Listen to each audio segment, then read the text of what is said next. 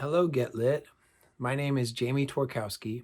I am the founder of a nonprofit organization called To Write Love on Her Arms, and I'm also the author of a book called If You Feel Too Much. And I'm passionate about both mental health and writing. And so it means a lot to get to talk to you guys today, to get to make this video for you. It sounds to me like you guys are writers, you are poets, and right now you are leaning in and thinking, learning, talking, perhaps writing about mental health. And I just want to say, I think that's awesome. My life changed way back in 2006 when I wrote a story called To Write Love on Her Arms. And I mentioned that's the name of the charity that I founded. But back in 2006, it was not a nonprofit organization. It was just an attempt to tell one story with the hope of helping one friend. And back in 2006, my friend Renee was dealing with the issues that we now speak to as an organization. And after spending 5 days with her, when she was denied entry into a local treatment center in Central Florida, I ended up writing a story about the time we shared, about the conversations that we had, about getting to know this person. And her story was painful, but parts of it were also hopeful. And we had hope that her life could change in a positive way, that she could find sobriety, that she could find healing, that she could find comfort, and that life was and is worth living. And I wrote 2.5 pages. It wasn't very long. And I did my best to tell Renee's story in a way that was poetic and honest. I wanted to write a beautiful story that would honor her, but I also wanted to be honest about what she had lived through, about the conversations that we had had, about things that had happened to her, and not only about the hard stuff, but about the good stuff as well. I wanted to write about this girl that was beautiful and talented and creative and had so much to offer the world and so much to live for.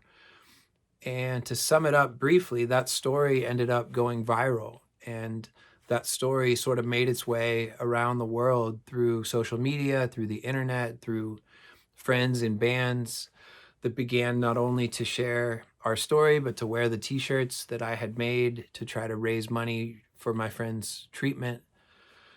And so that story, that short story that I wrote, it changed my life and it gave birth to a nonprofit. And I still work on that project today. And it's been an amazing journey to be able to continue to invite people into something that started so small. But this conversation has continued and it's evolved. And I've come to believe, we've come to learn that people need other people, and that honesty is contagious, that it is so incredibly powerful. When I'm willing to say that I'm someone who struggles with depression, it somehow makes it easier for the next person to open up and talk about what they deal with or what they struggle with or questions or pain. And that's so important. We have no problem talking about physical health, right? We have no problem talking about getting sick or breaking a bone or spraining our ankle. But when it comes to mental health, we're not sure we can be honest about it. We're not sure we can say these things out loud. And so I just want to encourage you that I've learned, I've seen that something really powerful happens when we choose to tell our stories and to tell stories in general in a way that is honest. And when we break the silence that surrounds mental health, and when we push through the stigma that says, no, no, you can't talk about this. And I've seen in the story that I wrote, in blogs that we've been able to share over the years, in the book that I had the privilege of writing, I've just been reminded of the power of words and their ability to move people. And for me as a writer, for us as an organization that shares writing consistently, we are trying to use words to move people from hopelessness to hope, from isolation into community, into having a support system, And so we've seen something as simple as a tweet, something as simple as a blog post, maybe a poem.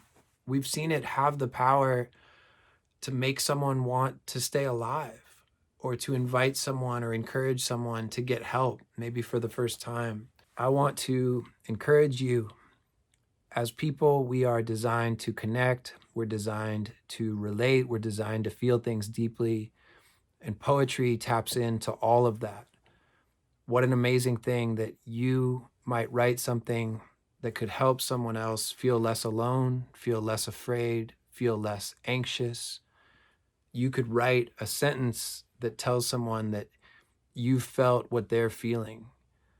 You could write a poem that encourages someone to live another day, to not give up on life, to not let the pain be the loudest voice, because your poem introduces hope. Your poem delivers some hope, some truth, the potential for joy.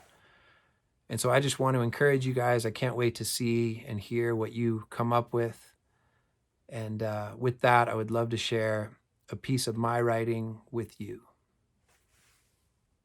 And with that, I want to share something that I wrote, something in my book. It's actually where the title of this book comes from. And it's actually a piece called "There Is Still Some Time."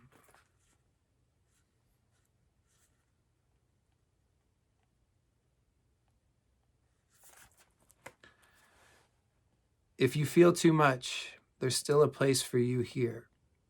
If you feel too much, don't go. If this world is too painful, stop and rest. It's okay to stop and rest. If you need a break, it's okay to say you need a break. This life, it's not a contest, not a race, not a performance, not a thing that you win. It's okay to slow down. You are here for more than grades, more than a job, more than a promotion, more than keeping up, more than getting by. This life is not about status or opinion or appearance. You don't have to fake it. You do not have to fake it. Other people feel this way too. If your heart is broken, it's okay to say your heart is broken. If you feel stuck, it's okay to say you feel stuck. If you can't let go, it's okay to say you can't let go. You are not alone in these places. Other people feel how you feel. You are more than just your pain.